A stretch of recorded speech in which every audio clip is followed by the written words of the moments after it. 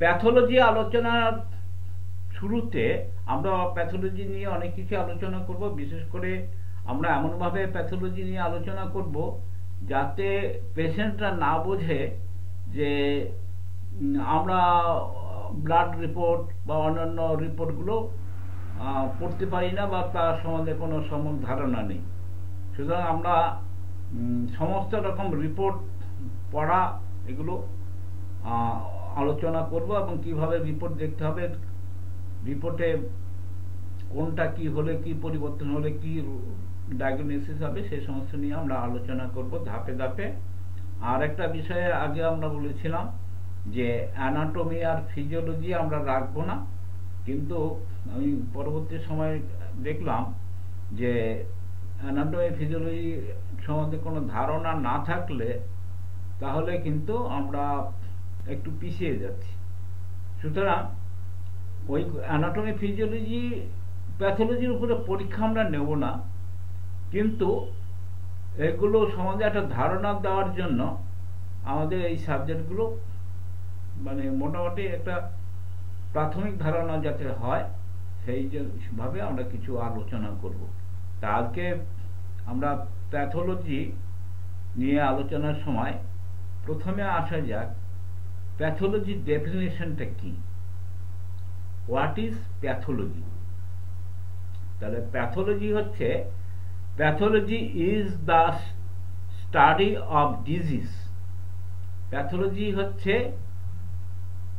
পাঠ্য বিষয় কি, রোগ সম্বন্ধে study, specially of the structural abnormalities produced by disease।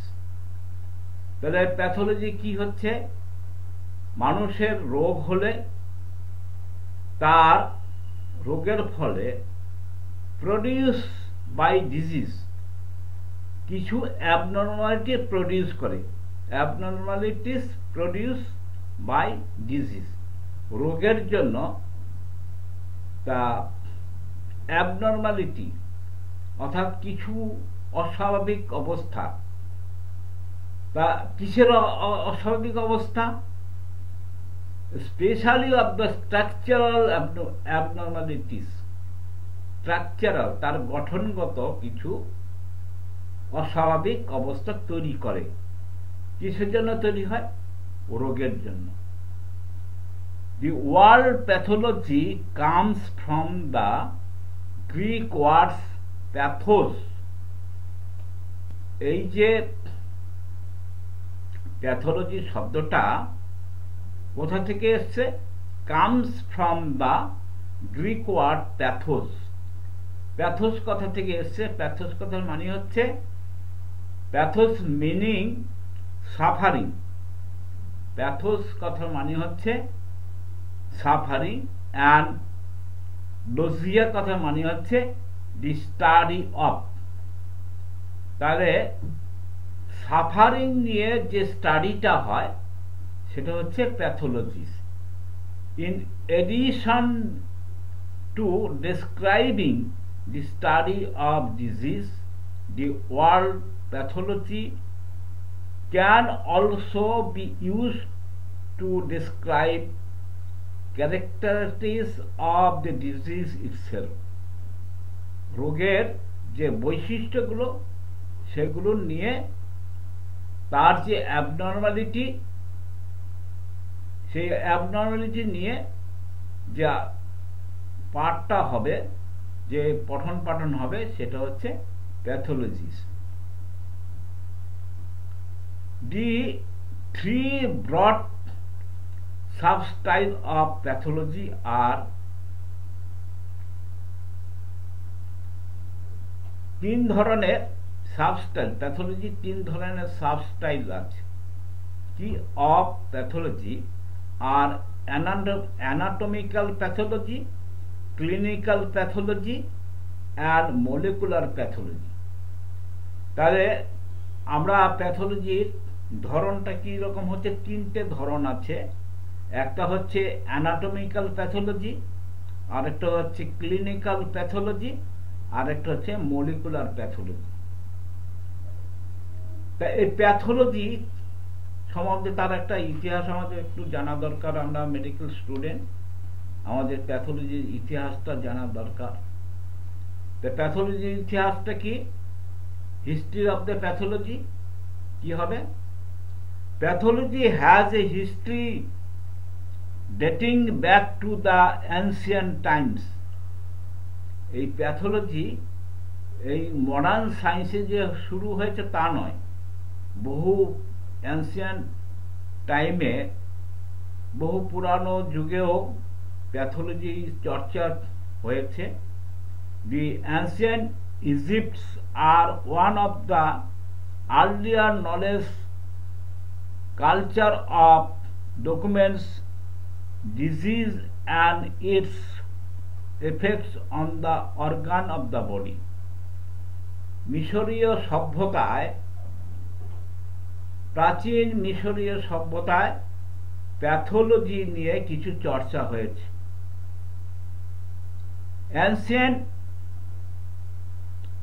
scrolls of papyrus contain information on bone injuries, parasites and lumps that may have been cancer among other diseases. তাহলে মিশরীয় সভ্যতা আমরা ইতিহাসে পড়েছি, সেখানে কিছু পাণ্ডুলিপি বা লেখন হয়েছিল। সেই লেখনে যে কন্টেন্টগুলো ছিল সেটা হচ্ছে কিছু ইনফরমেশন ছিল। সেই ইনফরমেশনগুলো হচ্ছে বোন ইনজুরি, হাড়ের কিছু ইনজুরি, তারপরে হচ্ছে প্যারাসাইটস। প্যারাসাইট বলতে মানে আমরা ভাইরাস, ব্যাকটেরিয়া, প্যারাসাইট ইত্যাদি জানি। প্যারাসাইট মানে এক ধরনের জীব যেটা অন্যের দেহে তার সৃষ্টি হয়, অন্যের দেহে যেটা বৃদ্ধি হয়, সেগুলো বলা হয় প্যারাসাইটস অ্যান্ড লাম্পস। কিছু উদ্ভেদ বা কিছু abnormal growth that may have been cancer. তা যেমন ক্যান্সার একটা, আমরা ক্যান্সার সম্বন্ধে যেটা আমরা জানি যে কিছু অ্যাবনর্মাল গ্রোথ হয়, সেখানে আমাদের যে দেহ গঠন হয় সেল টিস্যু দিয়ে, সেই সেল টিস্যুগুলোর ডিস্ট্রাকশন হয়, হয়ে তারা স্প্লিট করে যায়। এই ডিস্ট্রাকটিভ টেন্ডেন্সিগুলোর জন্যই হচ্ছে ক্যান্সার। আর হোমিওপ্যাথিক দৃষ্টিভঙ্গিতে আমরা কি বলেছি? হোমিওপ্যাথিক দৃষ্টিভঙ্গিতে বলেছি সোরাস, সিফিলিস, সাইকোসিস, এই যে মিক্সড মায়াজম। সোরা is the origin of the disease. সোরা হচ্ছে রোগ সৃষ্টির মূল কারণ। সেই সোরার সঙ্গে যদি সিফিলিস অ্যান্ড সাইকোসিস যুক্ত হয় তাহলে সেটা ক্যান্সার তৈরি হয়। কিরকম? সোরা ছাড়া কোনো ডিজিজ আসতে পারে না, সোরা ছাড়া কোনো মায়াজম প্রবেশ করতে পারে না। তা সোরা ইজ দ্য সাপ্রেসনেস অফ সিন। আমরা সোরাকে বলেছি সাপ্রেসনেস অফ দ্য সিন, পাপের সুপ্ত অবস্থা। যেহেতু মানুষের জন্মটা হয়েছে সেই সাপ্রেসনেস অফ সিন, অর্থাৎ কাম প্রবৃত্তি থেকে মানুষের জন্ম। কাম প্রবৃত্তি যদি না থাকতো যৌন মিলন হতো না। যৌন মিলন না হলে মানুষের সন্তান উৎপাদন হতো না। তাহলে এই যে মানুষ সোরা, তার জন্ম লগ্ন থেকে সোরা নিয়ে এসছে। সোরার সঙ্গে যখন সাইকোসিস যুক্ত হয় তখন তার মধ্যে একটা মানে অ্যাবনর্মাল গ্রোথ তৈরি হয়। এই অ্যাবনর্মাল গ্রোথের পরে যদি সিফিলিস্টিক প্রভাবে সেটা সেল টিস্যুগুলোর ডিস্ট্রাকশন হয়। এই ডিস্ট্রাকশনের ফলে যেই রোগটা সৃষ্টি হলো সোরা সাইকোসিস এবং সিফিলিসের সংমিশ্রণে সেটা হচ্ছে ক্যান্সার। তাহলে এই ক্যান্সার রোগের মানে শুধু বর্তমান যুগেই ক্যান্সার রোগটা আবিষ্কার হয়েছে এমন নয়। যারা আয়ুর্বেদ চর্চা করেন, যারা আয়ুর্বেদের ইতিহাস পড়াশোনা করেছেন, তারা জানেন যে হাজার হাজার বছর আগে আমাদের দেশে আয়ুর্বেদ চিকিৎসকরা কিন্তু ক্যান্সার চিকিৎসা করেছে। যদিও ইংরেজিতে আমরা ক্যান্সার বলি, কিন্তু আয়ুর্বেদের ভাষায় সেটাকে বলা হয় কর্কট রোগ। তাহলে কর্কট রোগ আগেও ছিল। আর মিশরীয় সভ্যতাতে আমরা মিশরীয় ইতিহাসে যেটা পেয়েছি যে সেখানেও কিন্তু এই কর্কট রোগ বা ক্যান্সার রোগ নিয়ে তাদের মধ্যে গবেষণা হয়েছে। এবং মিশরের সভ্যতার ইতিহাসে আমরা যেটা দেখেছি, মেডিকেল সায়েন্সের যে সমস্ত ইতিহাস আছে মিশরীয় সভ্যতা, সেখানে আমরা অনেক ইনফরমেশন পেয়েছি। সেখানে প্যাথোলজি নিয়ে অনেক চর্চা হয়েছে, প্যাথোলজি নিয়ে অনেক চর্চা হয়েছে। তা এবার হলো কি, এবং আদার রিসার্চ, অন্যান্য গবেষণায় দেখা গেছে লেটার অন, পরবর্তীকালে কি পাওয়া গেছে, starting in the 5th century, 5th centuryতে কি পাওয়া যাচ্ছে, Greek physician Hippocrates had a profound influence on the medicine and pathology. তাহলে আমরা এর আগেও আলোচনা করেছিলাম যে মেডিকেল সায়েন্সের জনককে, মেডিকেল সায়েন্সের জনক ছিলেন Greek physician Hippocrates. Hippocrates is the father of the medicine. আর আমরা আমাদের হোমিওপ্যাথি ফাদারকে, হোমিওপ্যাথির ফাদার হচ্ছে ক্রিস্টিয়ান ফ্রেডেরিক স্যামুয়েল হ্যানিম্যান। তাহলে হ্যানিম্যানেরও অনেক আগে গ্রিক ফিজিশিয়ান হিপোক্রেটাস প্রথম আবিষ্কার করেন, had a profound influence on the medicine and pathology. তিনি প্রথম আবিষ্কার করেন, সেটা কোন সেঞ্চুরিতে, 5th সেঞ্চুরিতে আবিষ্কার করেন যে মেডিসিনের মধ্যে প্যাথোলজিক্যাল ইনফ্লুয়েন্স রয়েছে। মেনি অ্যানসিয়েন্ট গ্রিক রাইটার্স, অনেক গ্রিক লেখকরা, হু আর ইন্সপায়ার্ড বাই হিপোক্রেটাস, যারা নাকি হিপোক্রেটাসের কাছ থেকে অনুপ্রাণিত হয়েছিলেন, Hippocrates recommended detailed information on wounds, tumor and disease such as tuberculosis. তাহলে হিপোক্রেটাসের থেকে যারা অনুপ্রাণিত হয়ে কিছু চিকিৎসকরা, তারা ডিটেল ইনফরমেশনটা পেয়েছিল অন দ্য উন্ডস, বিভিন্ন রকম ক্ষত, tumour and disease such as tuberculosis, এই ধরনের রোগের ক্ষেত্রে তারা কিছু ইনফরমেশন পেয়েছিল। Additionally animal dissection began to B practice. পরবর্তীকালে তারা বিভিন্ন রকম জন্তু জানোয়ার তাদের যে সব ব্যবস্থা করে তারা কিছু কিছু আবিষ্কার করেছিলেন। হিপোক্রেটাস আইডিয়াস দেন স্প্রেড টু রোম। হিপোক্রেটাসের যে আইডিয়াটা আস্তে আস্তে রোম সাম্রাজ্যে প্রভাবিত করে, ছড়িয়ে পড়ে। During the middle age scientific progress slowed overall. তা মিডল এজে সায়েন্টিফিক প্রোগ্রেস স্লোড ওভারঅল, সাময়িকভাবে সেটা স্লো হয়ে গিয়েছিল। But Byzantine and Arab physicians also made contribute to the study of the disease. কিন্তু পরবর্তীকালে বাইজেন্টাইন এবং আরব ফিজিশিয়ানরা তারা এইটা আস্তে আস্তে আবার নতুন করে স্টাডি করা শুরু করে। The biggest revolution in the pathology was the emergence of the microscope in 19th century. তারপরে পরবর্তীকালে দেখা গেল 19th সেঞ্চুরিতে যখন মাইক্রোস্কোপ আবিষ্কার হলো তখন একটা রেভলিউশন চিকিৎসার জগতে একটা রেভলিউশন হয়ে গেল।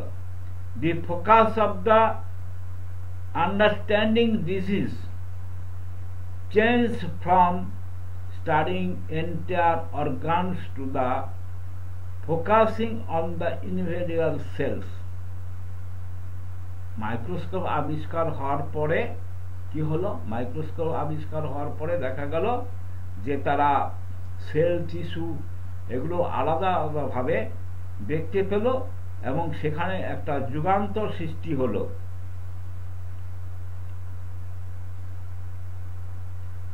With the development and increase ability of the microscope, pathology research increase, সেটা প্যাথোলজি রিসার্চটা ইনক্রিজ হলো and led to huge scientific advances such as organ and tissue. পরবর্তীকালে দেখা গেল যে প্রচুর পরিমাণে সায়েন্টিফিক অ্যাডভান্সমেন্ট হলো such as organ and tissue. Organ আর টিস্যু এই সমস্ত নিয়ে তারা দেখা গেল অর্গান টিস্যুগুলোকে তারা আলাদা আলাদা করতে পারছে। The image from the National Cancer Institute show a pathological and surgical examination cells under the microscope. তাহলে ক্যান্সারের যে সমস্ত সেল টিস্যুগুলো অ্যানালাইসিস করার পক্ষে আন্ডার দ্য মাইক্রোস্কোপের দিয়ে তারা এই সমস্ত অর্গান সেলগুলো আলাদা আলাদাভাবে দেখতে পেল। তাহলে আমরা এবার গেল ইতিহাসটা গেল, এবার হচ্ছে প্যাথোলজির টাইপ। কত রকম টাইপের প্যাথোলজি আছে? দেয়ার আর 3 মেইন সাবস্টাইল of pathology: anatomical pathology, clinical pathology and molecular pathology. This substyle can be আমরা 3 রকম প্যাথোলজির মধ্যে এই 3টে দেখলাম। সেখানে হচ্ছে কি this substyle can be broken down into even more specific categories. এই যে সাবস্টাইল 3টে তাদের মধ্যে আবার ভেঙে কি হলো মোর স্পেসিফিক, বিশেষ করে স্পেসিফিক কিছু ক্যাটাগরি হলো। Pathology is a diverse field because so many different disease and way to studying disease exist. এর আবার কিছু স্পেসিফিক সাবস্টাইল হলো। এবার আমরা বলেছিলাম 3টে ক্যাটাগরি বা সাবস্টাইলের প্যাথোলজি আছে। তা অ্যানাটমিক্যাল প্যাথোলজি, তার ক্লিনিক্যাল প্যাথোলজি, আর একটা হচ্ছে তো আপনার মলিকুলার প্যাথোলজি। তাহলে অ্যানাটমিক্যাল প্যাথোলজি কাকে বলে? অ্যানাটমিক্যাল প্যাথোলজি বলে anatomical pathology is the study of the anatomical features. anatomy pathology হচ্ছে যেখানে পড়া হয় anatomical features such as tissue, remove from the body, দেহ থেকে তার টিস্যুগুলোকে রিমুভ করে যে পরীক্ষা নিরীক্ষা করা হয় তাকে বলা হয় anatomical pathology, or even an entire body in the case of otoscopy. Otoscopy মানে হচ্ছে আপনারা ওই কিছু কিছু খবরের কাগজে দেখেন যে একটা মানুষ মারা হওয়ার পরে, খুন হয়ে যাওয়ার পরে সে কিভাবে মারা গিয়েছিল, তাকে খুন করা হয়েছে না সে আত্মহত্যা করেছে না অ্যাক্সিডেন্টে মারা গেছে, সেটা ডাক্তারবাবুরা পরীক্ষা করে বলে দেন। তা এগুলো হচ্ছে অ্যানাটমিক্যাল প্যাথোলজি। এই প্যাথোলজি হচ্ছে, এটাকে বলা হয় অটোপ্সি, অর্থাৎ ময়না তদন্ত। এই এই প্যাথোলজির মাধ্যমে ময়না তদন্ত করা হয় to diagnosis and increase the knowledge of the disease। সেখান থেকে তারা ডিজিজ ইনক্রিজ করে, knowledge of disease. Anatomical pathology can include looking at cells under the microscope। তারা কি করে এই ময়নাতদন্ত করে? তারা কি করে, তারা যে মানুষের যে সেলগুলো আছে, বডির যে সেলগুলো, সেগুলো আন্ডার মাইক্রোস্কোপে দেখে তারা ডায়াগনোসিস করে। But it also involve looking at organs in the general. It also includes investigation of the chemical properties of cell and their immunological markers। অর্থাৎ ইমিউন কথা মানে হচ্ছে প্রতিরোধ, ইমিউনোলজিক্যাল মার্কার অর্থাৎ তার যে প্রতিরোধী যে লক্ষণ, সেই লক্ষণ দেখে তারা এটা ডায়াগনোসিস করে। There are several broad subcategories of anatomical pathology। anatomical pathology এরও আবার কিছু সাব ক্যাটাগরি আছে। সাব ক্যাটাগরি কি? একটা হচ্ছে সার্জিক্যাল প্যাথোলজি, একটা হচ্ছে হিস্টোপ্যাথোলজিক্যাল, আর হচ্ছে কিটোপ্যাথোলজি। এই সাব স্টাইলগুলো, তাহলে সার্জিক্যাল প্যাথোলজি কাকে বলবো? Surgical pathology is the examination of tissues remove during surgery.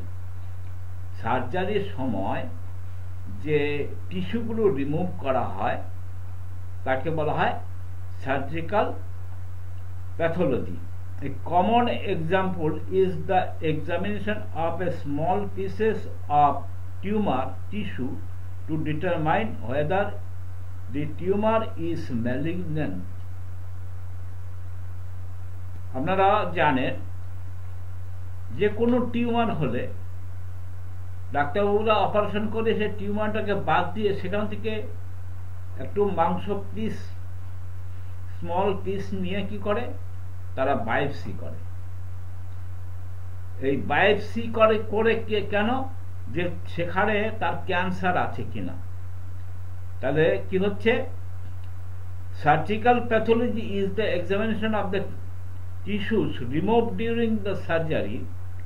A common example is the examination of a small pieces of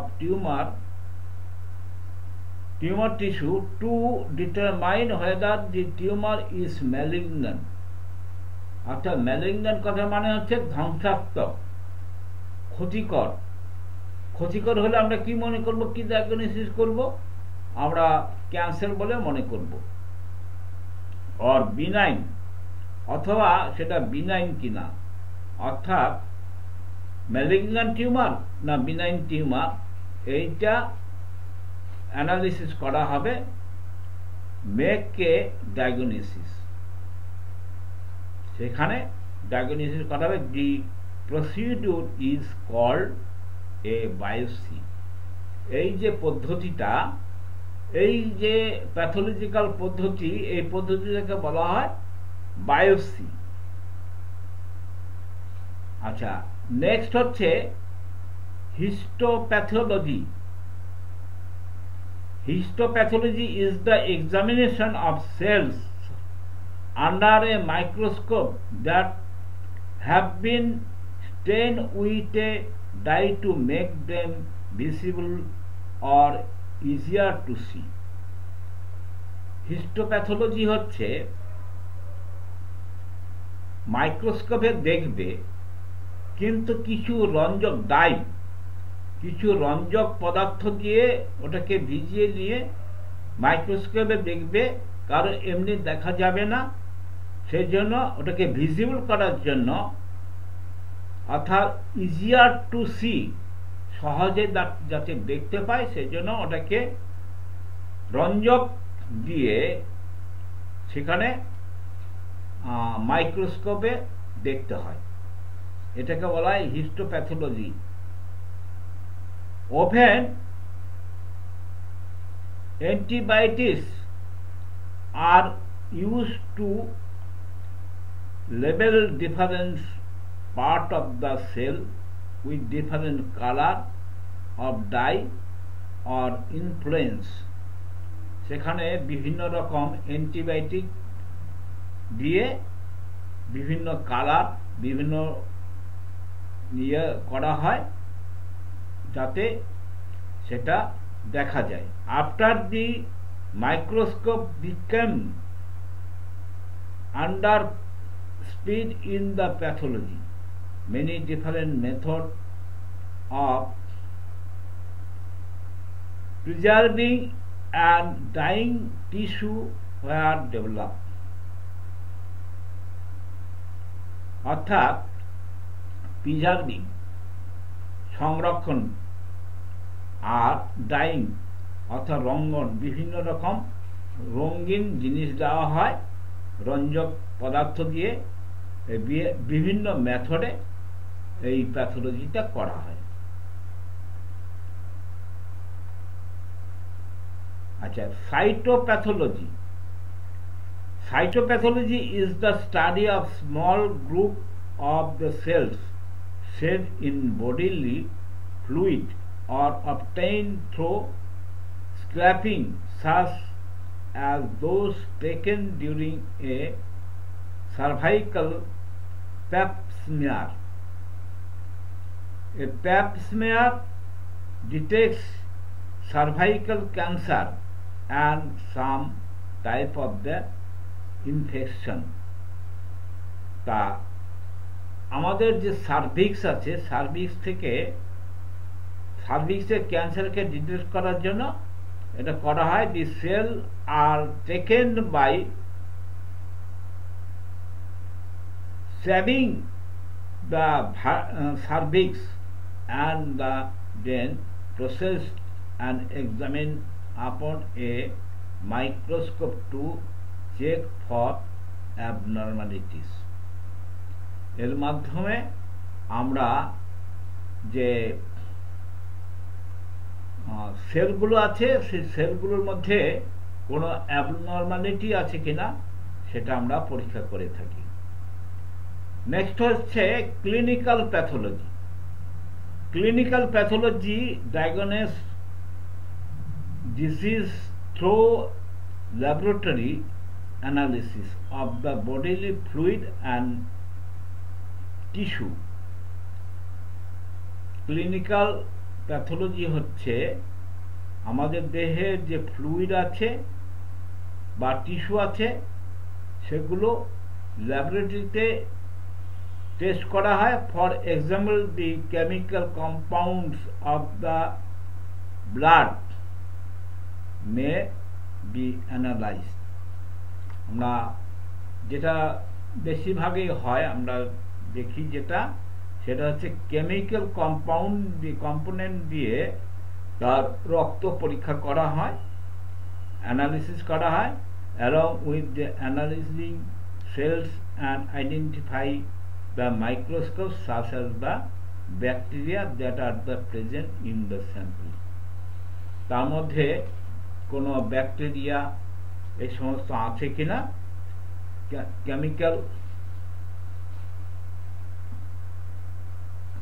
chemical দিয়ে সেটা এক্সামিনেশন করা হয়। Sometimes the fluid of the chemical pathology is also referred to as the field of the laboratory medicine. Major type includes the following. তবে কখনো কখনো এটাকে refer করা হয় কোথায়, সেটা হচ্ছে chemical pathology or clinical chemistry involves the chemical analysis bodily fluid through testing and microscopy. Commonly, chemical pathology involves the study of blood and its immune component like white blood cell, that is WBC. আর কোথায় refer করা হয়, haematology হচ্ছে is also related to the study of blood, but it has more do with identifying blood disease specifically than chemical pathology does. Hematologists also study the lymph. Haematology কি করে, যে আমাদের lymphatic যে gland আছে সেই লিম্ফেট সিস্টেমটাকে identify করে। আর bone marrow, আমাদের হাড়ের মধ্যে একটা শ্বাস জাতীয় জিনিস আছে, তাকে বলা হয় বোন ম্যারো, বিশেষ করে ভাটি বা কলামের মধ্যে। এটা আপনারা ভালো বুঝবেন যারা মাংস খান, মাংস দেখবেন হাড় চিবানোর সময় তার মধ্যে থেকে একটা শ্বাস, বেশ খুব টেস্টি, অনেকে খেতে ভালোবাসে, একটা শ্বাস বেরোয়, এটাকে বলা হয় বোন ম্যারো। এই বোন ম্যারোর মধ্যে কিছু খুব সিভিয়ার, খুব কঠিন রোগ তৈরি হয়। এই বোন ম্যারো টেস্ট করে সেখানে ডায়াগনোসিস করা হয়। আপনারা লাম্বার পাঞ্চার কথা শুনেছেন অনেকে, যদি কারো জানা থাকে, লাম্বার পাঞ্চার করে সেখানে বোন ম্যারো বের করে সেটাকে প্যাথোলজিক্যাল টেস্ট করা হয়। হ্যাঁ, সেটাকে ওখান থেকে মানে বোন ম্যারোতে কোনো রকম ইনফেকশন বা কোনো রকম সিরিয়াস রোগ হয়েছে কিনা সেটা জানা যায়। Which are other part of the haematology system. আরেকটা প্যাথোলজি সিস্টেম আছে ইমিউনোলজি বা ইমিউনোপ্যাথোলজি। ইমিউনোলজি বা ইমিউনোপ্যাথোলজি কাকে বলে? It is the study of immune system disorder. আমাদের মডার্ন সায়েন্সের সিস্টেম অনুযায়ী আমরা জানি আমাদের দেহের মধ্যে একটা পাওয়ার আছে, শক্তি আছে। এটা আমি কিন্তু হোমিওপ্যাথিক দৃষ্টিভঙ্গিতে বলছি না, মডার্ন সায়েন্সের দৃষ্টিভঙ্গিতে বলছি। এটা আমাদের দেহের মধ্যে একটা পাওয়ার আছে, তাকে বলা হয় ইমিউনিটি পাওয়ার, প্রতিরোধ ক্ষমতা। আপনারা এই ইমিউন পাওয়ার নিয়ে করোনা পরিস্থিতি আবহে আপনারা ইমিউনিটি নিয়ে প্রচুর কথা শুনেছেন, কি করে আপনার ইমিউনিটি পাওয়ার বাড়ানো যায়, কি খেলে ইমিউনিটি পাওয়ার বাড়বে, কি ব্যায়াম করলে আপনার ইমিউনিটি পাওয়ার বাড়বে। তাই এই ইমিউনিটির উপরে কিছু পরীক্ষা নিরীক্ষা আছে, তাকে বলা হয় ইমিউনোলজি। তাই ইমিউনোলজি হচ্ছে is the study of the immune system disorder. এই যে আমাদের দেহের যে প্রতিরোধ ক্ষমতা শক্তি, তার যে বিশৃঙ্খলা তৈরি হয়, সেই সিস্টেম নিয়ে যেখানে পরীক্ষা নিরীক্ষা করা হয় তাকে বলা হয় ইমিউনোলজি বা ইমিউনোপ্যাথোলজি। এই immunopathology, it is deal with immune response to the foreign moleculars, allergies etcetera. আপনারা দেখবেন অনেকের অ্যালার্জি হয়, এটা হচ্ছে মলিকুলার ডিসঅর্ডারের জন্য হয়। সেটাকে ওই ইমিউনিটি প্যাথোলজিক্যাল টেস্ট করে তাকে ডায়াগনোসিস করা যায়। নেক্সট হচ্ছে আমাদের molecular pathology. Molecular pathology is the study of abnormalities of tissue and cells at the molecular level. আপনারা জানেন যে মলিকুলার কাকে বলা হয়। তা মলিকুলার লেভেলে যদি কোনো ডিসঅর্ডার হয় বা কোনো অ্যাবনর্মালিটিস হয়, সেই ক্ষেত্রে যে পরীক্ষাটা করা হয়, যে প্যাথোলজি দিয়ে করা হয়, সেটা হচ্ছে molecular pathology. It is a broad category that issued to refer to the study of the disease of any organ or tissue in the body by examining what molecular are present in cells. এই পরীক্ষা করে আমরা কি ধরনের molecular disorder বা abnormality আছে এটা find out করা হয়। It can combine aspect of the both anatomical and clinical pathology. তাহলে এই মলিকুলার প্যাথোলজির সঙ্গে কিন্তু কম্বিনেশন রয়েছে আমাদের anatomical pathology and clinical pathology. Some technique that can be used in the molecular pathology include the polymer chain reaction PCR and DNA test. তবে আমরা খবরের কাগজে অনেক কিছু দেখতে পাই যে ডিএনএ টেস্ট হয়।